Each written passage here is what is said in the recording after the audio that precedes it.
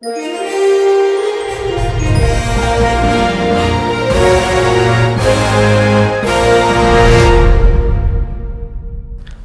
во НАТО ќе представува катализатор на економскиот раст.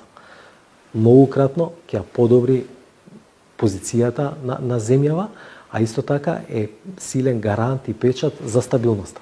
За инвеститорите тоа е најважно. Кога тие имаат доверба, вложуваат, отвараат нови производни капацитети, отвараат нови работни места, тоа не само што го забрзува економскиот раст, туку и го подигнува животниот стандард на граѓаните. Искуството на земјите во регионот тоа го покажува.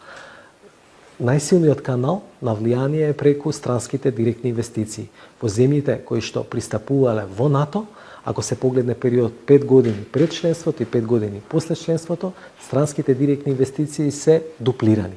Например, во нашата соседна Бугарија и повеќе од двојно се зголемени. Некаде од 7% од БДП се зголемени на 19,7% од БДП после членството во НАТО. Ефектите ќе бидат и на невработеноста, може да се очекува стапката на невработеност дополнително да се намали и секако економскиот раст да се забрза, а животниот стандард на граѓаните да се зголеми. Веќе големите финансиски инвеститори ова го препознаваат. Тие гледаат дека земјава се движи во позитивна насока, гледаат дека економските политики се правилни, исто така дека финансиската стабилност е остварена.